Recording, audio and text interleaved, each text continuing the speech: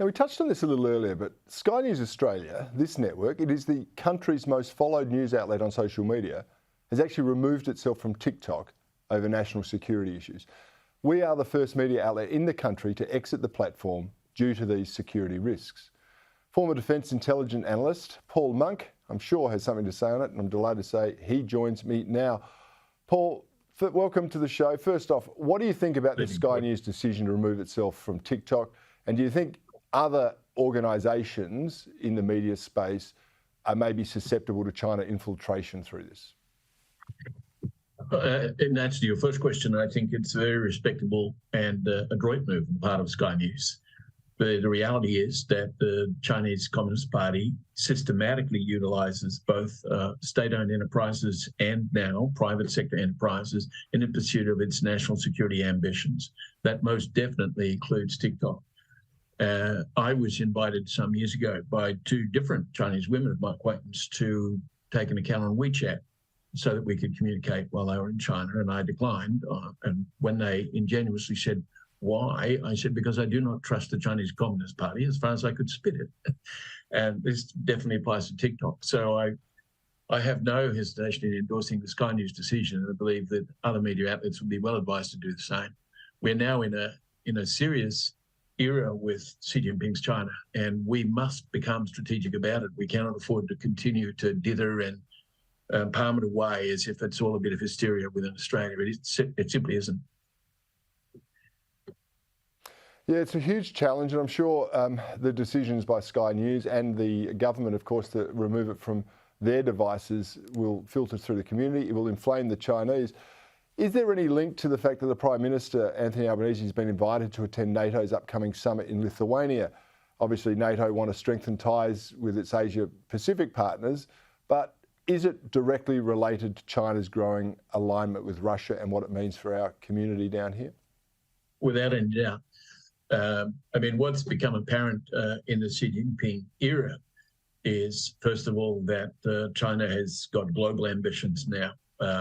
Any doubt about that needs to be put aside. Xi Jinping is going flat out to dispel any doubt about it. He's speaking up their ambitions globally, their ambitions very specifically within the Western Pacific and East Asia. And he's been saying in party congresses and conferences in Beijing, the military must be prepared to fight. Private sector companies must subordinate their profit seeking to national security and military priorities. This man is preparing for war. There should be no doubt about that. And we are not prepared for war. But what we're doing is we're talking to one another about our growing concerns. And one of the things that Xi Jinping appears to be oblivious to is that his behaviour and his open aggressiveness have alienated virtually all of his neighbours. We can only hope now that those neighbours in concert with us can, as it were, get our act together quickly enough to deter him from taking rash action that could spiral out of control.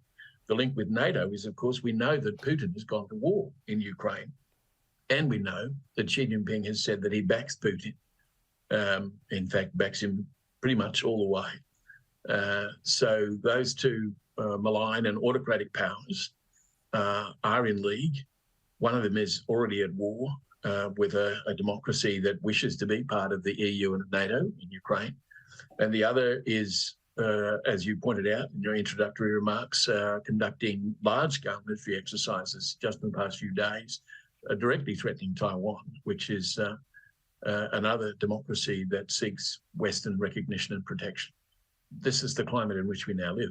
Yeah, Paul, this is something that fascinates me, and it just occurred to me today. I was reading about this Chinese military build-up against Taiwan. I understand their Navy has now surrounded the island entirely. Dozens of warplanes have gone in for a second day of drills. They've violated Taiwanese airspace, apparently. We've had, of course, the inflammatory US House Speaker making a visit there. We know the Chinese don't like that.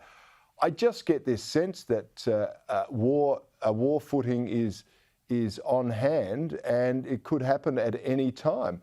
Is that the sense that you get, or is this just more posturing from the Chinese in the short term?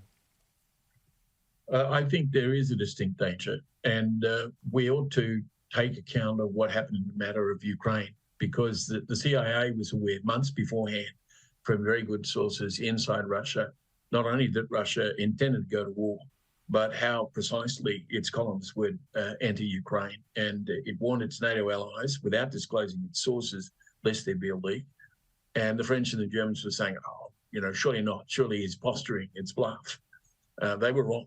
The CIA had it right. And the sweetest thing about this, from my personal point of view, is that Zelensky himself was skeptical because he couldn't believe that Putin would be so rash as to openly invade the country.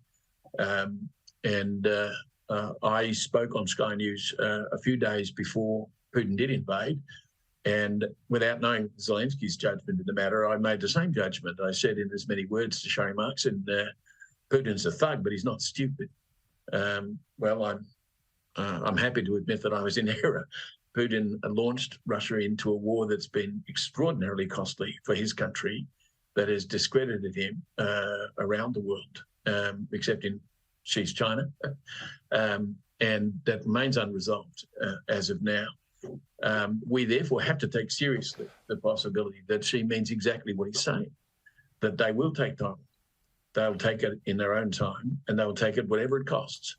Yeah. And as their ambassador in Australia said, hey Paul, I've only got 1 minute left, and I just need your opinion on this, if you're happy. French President Emmanuel Macron came back from a visit to China. He's now actually said that NATO needs to start weaning itself off of the USA reliance. Is this a bit of French self-interest? What do you think took place there? Is he trying to realign the NATO forces versus the Chinese-Russia axis?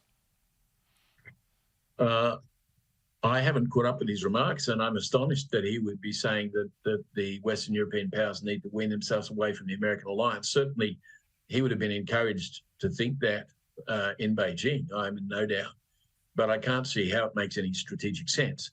You know, there's an old joke about the French being surrender monkeys, and one sincerely hopes that at a point when NATO has been standing up to Putin, that Macron's not going to go to water and start undermining the alliance, because China is a bigger. I suggest he's got a few problems, domestic problems to deal with too at the time, Macron in France.